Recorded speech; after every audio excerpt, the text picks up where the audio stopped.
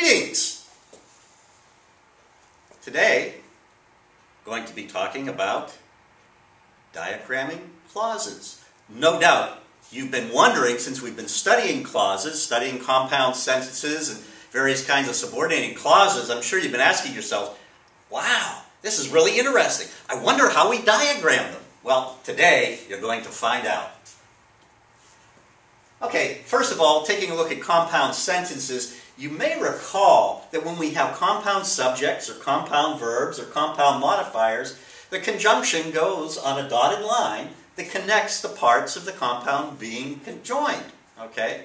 Well, basically the same is true with compound sentences. We diagram the independent clauses separately. Remember, compound sentence is made up of just independent clauses.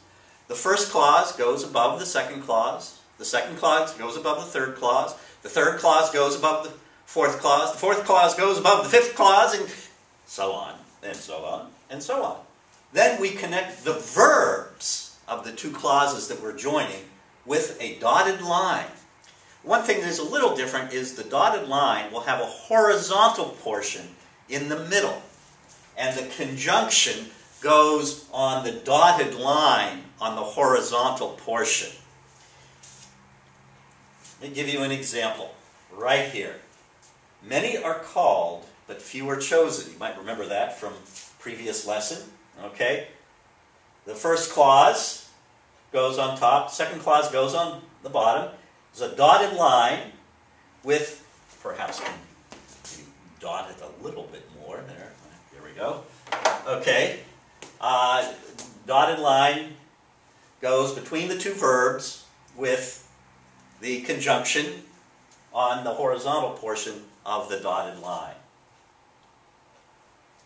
If you have a semicolon instead of a conjunction, then put the semicolon on the dotted line where the conjunction would normally go. The semicolon is not necessary if there is a conjunction. In fact, this is about the only time that you use a punctuation mark in a diagram, other than, if you have contracted verbs or something like that. And that is just to show that there is a semicolon where instead of the usual conjunction. So, for example, if we were to diagram the sentence this way, again, are called is the verb, many is the subject, are chosen is the verb of the second clause, few is the subject, and then we have our dotted line, just as we had before, only we would put the semicolon there, just to show that we have a semicolon instead of a conjunction. Not common, but that's what you do. Hopefully your dots are a little more uniform than my dots. I'm not the greatest dotter in the world. In fact, I'm not really a daughter at all. I'm a son. Okay, the same pattern applies regardless of the number of independent clauses in a compound sentence. So here's a real compound sentence you might be familiar with from your childhood days.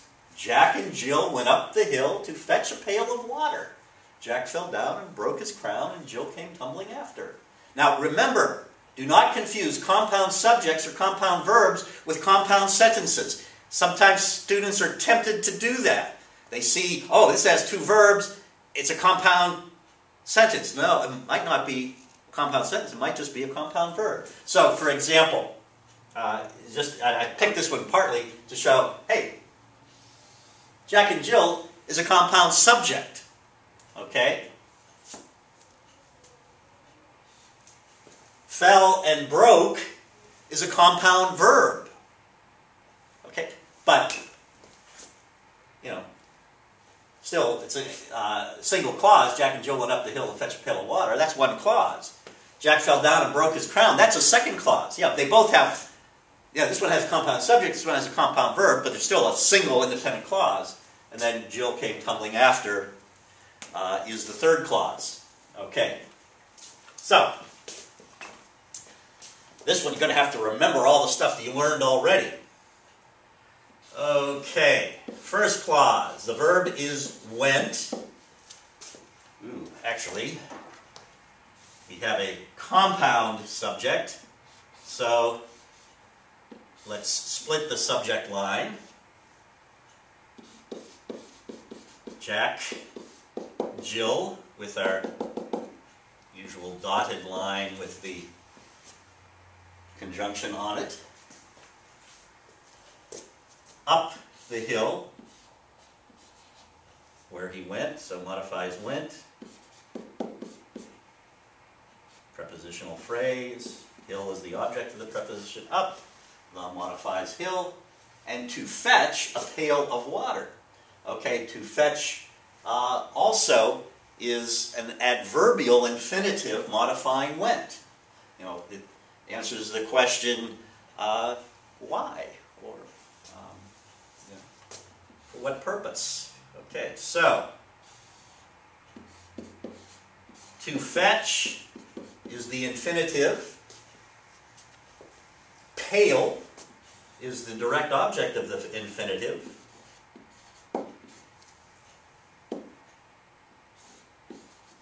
A modifies pail, and of water also modifies pail. It's a prepositional phrase. Of is the preposition. Water is the object of the preposition. So, that's our first clause. Jack and Jill went up the hill to fetch a pail of water. Jack fell down and broke his crown. Okay. The second clause has a compound verb. Single subject, compound verb.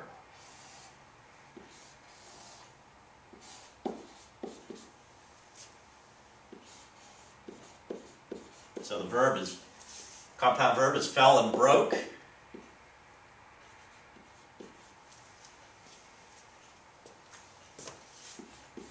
Subject is Jack. Okay. Down modifies fell. Crown is the direct object. Jack broke what? The crown, his crown, and then his modifies crown, like that. So that's the second clause. And the third clause, Jill came tumbling after. Okay. So this one just has, there's no compound verb or subject, so it's just came is the verb. Jill is the subject. But notice tumbling really modifies Jill. And it is a participle, modifying Jill. And then after really modifies tumbling. I suppose if you said it modified came, I probably wouldn't argue with you, but really I think modifies tumbling. So anyway, those are the three clauses, and then we have dotted lines connecting the verbs. Okay, in this case, we would have went go to fell and broke. Probably just do it to fell, and then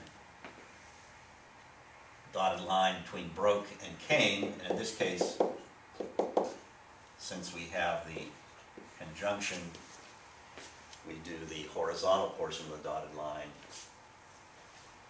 with the conjunction on the horizontal part. So, I'll give you a minute or so to meditate on this. Notice we did quite a bit of things that you've studied over the whole year. We have compound subject, compound verbs, which you learned about first semester. Have the infinitive phrase, which we learned about in our last unit. So, and then the participial phrase, which also learned about in the last unit. So, it's all coming together. In fact, I will tell you, as you're meditating on this, that at the end of this unit, you should be able to analyze any sentence in English. You should be able to say what part of speech each word is, what function each word is in the sentence, and therefore you should be able to diagram any sentence in the English language. How about that?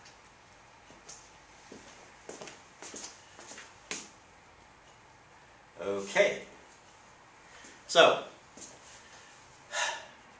basically all there is to compound sentences. Now, to diagram a complex sentence with an adjective clause, remember how you diagram adjectives? Remember, adjectives go below the noun or pronoun they modify. In the same way, adjective clauses go below the word on the main clause that they modify. Normally, a dotted line goes directly from the word being modified to the relative pronoun. Most adjective clauses have relative pronouns. So you draw the adjective clause below the main clause. You have a dotted line going from the word being modified in the main clause to the relative pronoun in the adjective clause. And remember, those exercises we did, relative pronouns can do a number of different things in adjective clauses. They can be subjects, they can be not verbs, they can be subjects, they can be direct objects, they can be objects of prepositions. So, we do have to put them in the clause where they belong. So, okay, here's an example. Blessed is he who comes in the name of the Lord. We did this one from before. Who comes in the name of the Lord is the adjective clause, okay? And it modifies he. Now we have a little inversion here, so we understand that is blessed is the subject. Of course, we capitalize the B in blessed or blessed, however you pronounce it, because it is the first word. Okay, and then who comes in the name of the Lord modifies he. Now, in this sentence, the relative pronouns comes is the verb of the clause, and who is, besides being the relative pronoun, is also the subject of comes. So,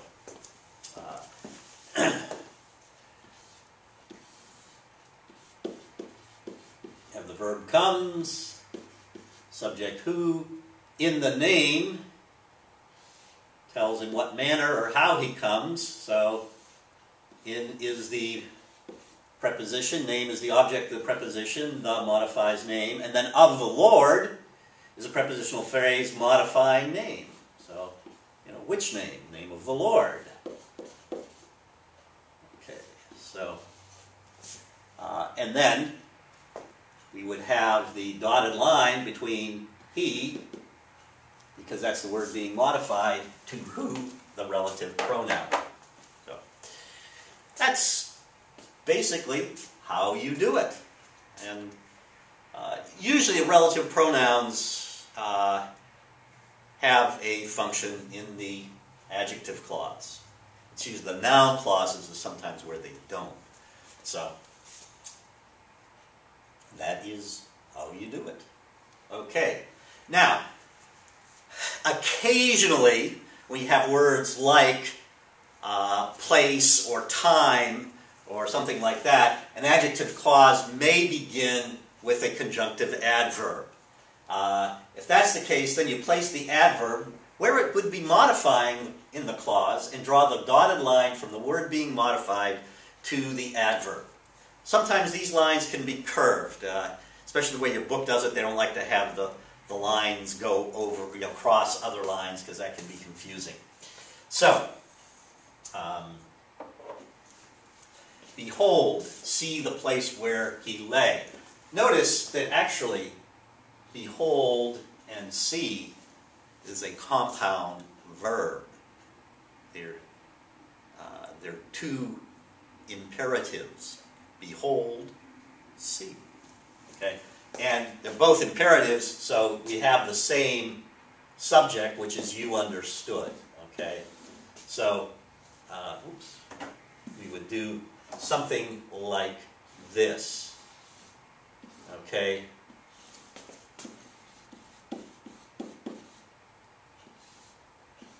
equals C. Now, in this case, there is no conjunction, just a comma. So, you can draw a dotted line, but there's nothing on the dotted line. And then C, place. Okay, so place is the direct object of C. C what? C the place. Okay. Okay, now in this case, the adjective clause is where he lay. And where is the conjunctive adverb. So we put the clause directly under place because place is the word being modified.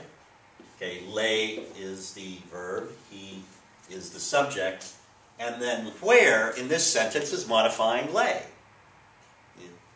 Lay where? Lay there. Okay, so where is modifying lay? So we would write it out like that. And as your book does it, we kind of draw the dotted line around the other lines, so we go around something like that. Okay. So that's how you would do an adjective clause that begins with a conjunctive adverb. Okay, now some authorities will tell you the conjunctive adverb is not a conjunctive adverb, it's a subordinating conjunction. In fact, to be honest, that's how I learned it back in the 5th grade. But anyway, place, maybe it was, no, it was the 5th grade. Place the word on the dotted line as you would other conjunctions. I just mentioned that. I'm not going to show you how to do it because I don't want to confuse you.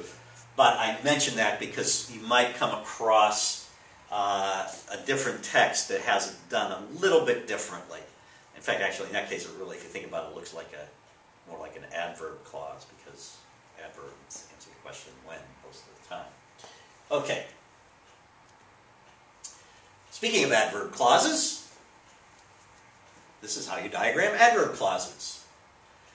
Like adjective clauses, the adverb clause always goes below the main clause because it's modifying a word in the main clause. Remember, adverbs modify, so they go below the word they modify. So in the same way, an adverb clause always goes below the main clause. And that is true regardless of where in the sentence the adverb clause appears. A lot of times, sentences begin with adverb clauses, but the adverb clause is still subordinate to the main clause, regardless of where it is. So the main clause always goes on top. If it begins with the adverb clause, you know it begins with the adverb clause because the subordinating conjunction will be capitalized. Show it's the first word. Okay. The adverb clause is connected by a dotted line from the word being modified to the verb of the adverb clause. Now, most sentences will actually go verb to verb because usually the adverb clause modifies a verb, but sometimes, it can modify an adjective or another adverb. And then the subordinating conjunction goes on the dotted line. Only with subordinating conjunctions, unlike coordinating conjunctions, we don't draw a horizontal. We just put it on the line, whatever angle the line happens to be. So, okay, let me give you an example here. The Spirit moves where He wills. Okay, simple one, but it'll illustrate what I'm talking about. Okay, the Spirit moves is the main clause. Where He wills is the adverb clause. Subordinate answers the question where, and of course it modifies moves. It modifies the verb. Okay, so main clause. Verb is moves. Subject is spirit. The modifies spirit. The is capitalized because it's the first word of the sentence. And then where he wills. Okay? Wills is the verb. He is the subject. So we draw a dotted line between the word being modified to the verb of the adverb clause. So we would just draw the dotted line like that, going from moves to wills. And then we would write the subordinating conjunction on the dotted line,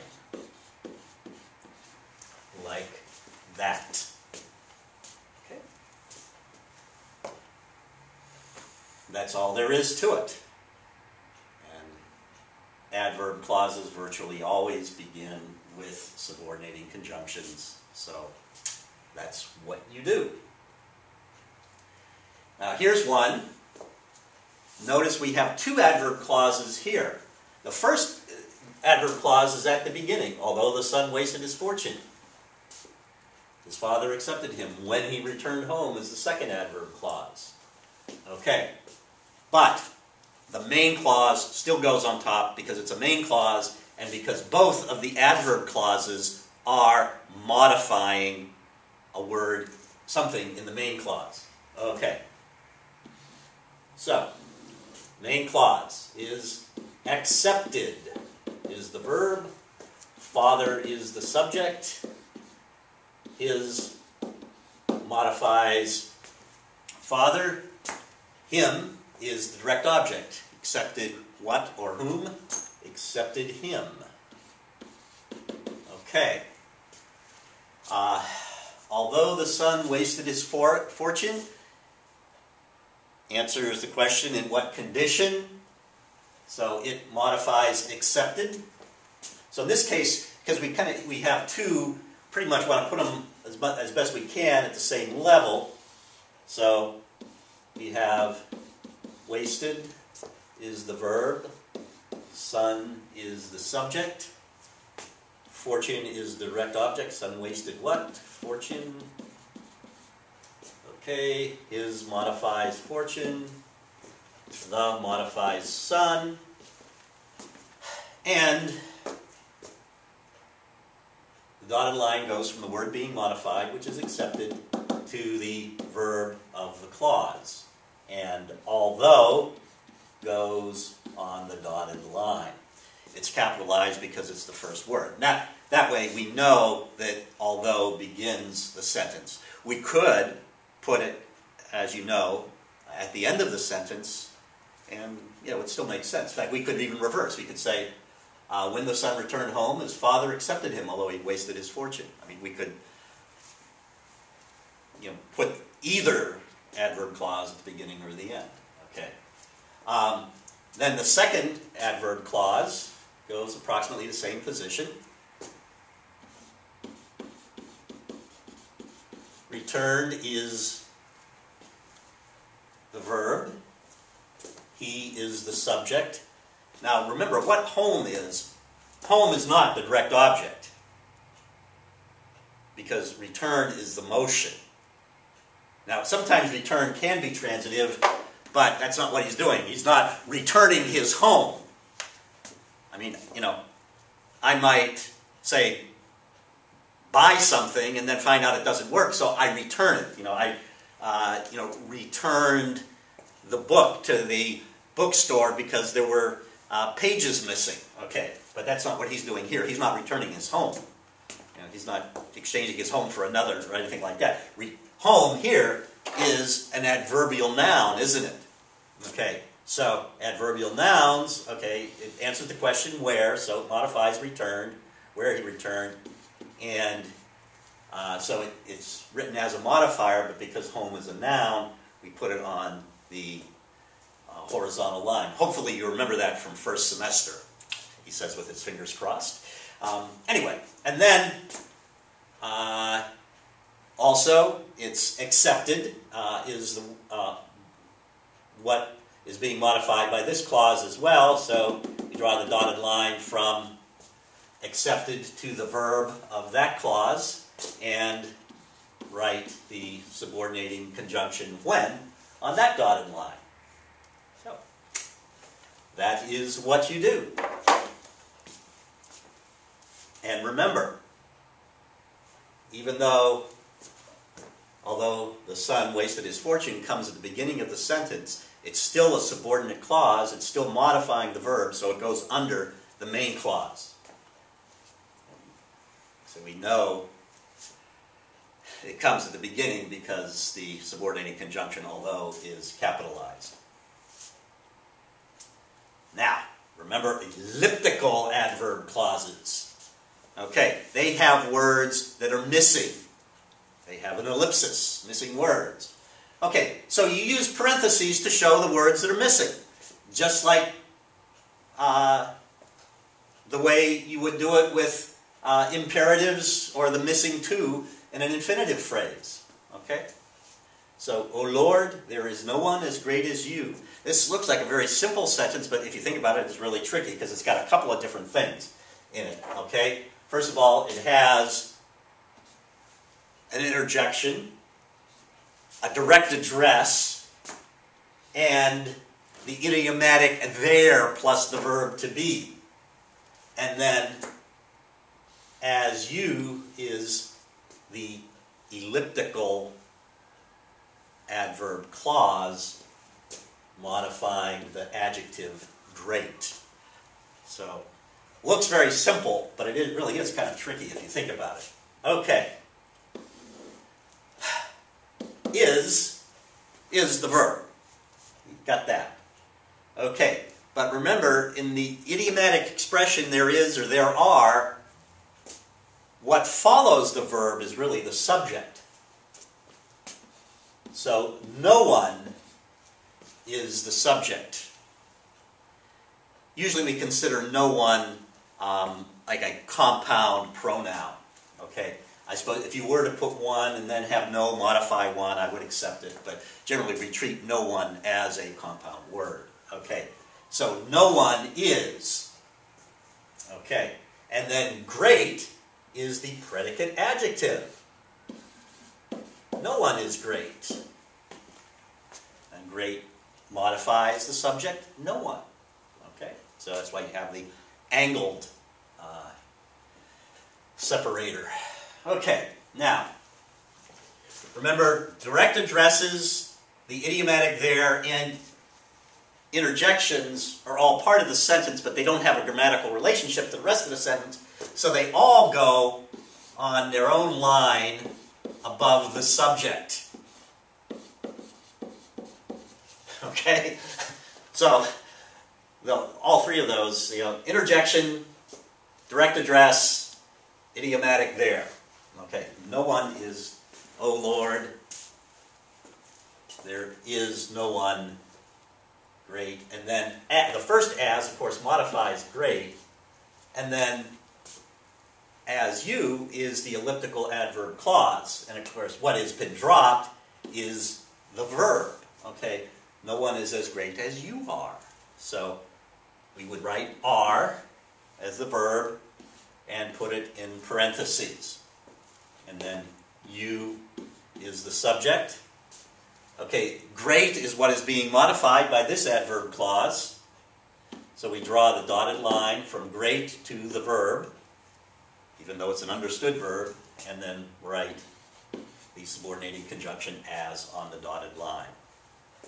One thing I will say about this, some of you on your homework, and technically you're correct, you could say that no one is as great as you are great. If you wanted to say it that way, that's fine. In that case, your elliptical clause would just be a little longer, and you would put great as a predicate adjective in parentheses as well. But really, most of the time when we speak, we would just say, no one is as great as you are, and leave it at that. So, anyway, that is how you would do an elliptical adverb clause. Now, the next is a sentence. It's one of my favorite Bible verses, and it really is pretty tricky. It looks very simple on the surface, but look at what it has. There is an adverb clause at the beginning, when my heart is overwhelmed. Okay, it's got a subject and a verb. It's adverbial, answers the question when. Okay. There's an adjective clause modifying rock. The rock, what rock? The rock that is higher. Again, subject, verb. And then I is an elliptical adverb clause, modifying higher. So we've got a little bit of everything in this one. So let's see how we diagram it. Okay, do the main clause first. Always do the main clause first. Okay, lead is the verb, and the subject is, it's a request, it's imperative, so it's you understood. Okay. Lead who or what? Lead me. So me is the direct object. Okay. To the rock is prepositional phrase modifying lead. Lead me where? Lead me up, lead me down? No, lead me to the rock. Okay, so rock is the object of the preposition to. All right, that's the main clause. Okay, let's do the introductory adverb clause first. Is overwhelmed is the verb. Okay, subject is heart. My modifies heart. Okay. And the whole clause modifies lead. When do you lead me? When my heart is overwhelmed. Okay? And so the subordinating conjunction when goes on the dotted line. It's capitalized. Let us know it's the first word in the sentence. Okay. Then that is higher is an adjective clause modifying rock. The verb is. The subject is that. Of course, that is also the relative pronoun. And higher is the predicate adjective. Okay. So the dotted line goes between the word being modified and the relative pronoun. So the dotted line just goes like that. Very simple. Goes like that to that. Okay. And then I is an elliptical adverb clause modifying the adjective higher. So the verb in this case is what has been elided, what has been left out, I am. So we put am in parentheses. I is the subject. Dotted line between higher and the verb. And the subordinating conjunction than on the dotted line. Okay. So now we have analyzed this sentence. And let's face it, if you do okay on those last two sentences we had, the one with the direct address and the interjection and the idiomatic there and the infinitive and this one with really 3 subordinate clauses and 1 main clause. If you can do this, you're doing all right. You can do pretty well. And don't be surprised to see sentences like this on the test. Anyway, I hope you're not overwhelmed, but it all makes sense. The adjective clauses go under the noun or pronoun being modified. The adverb clauses go under the verb, adjective, or other adverb being modified. All makes sense. Okay. And that's it for now. God bless you.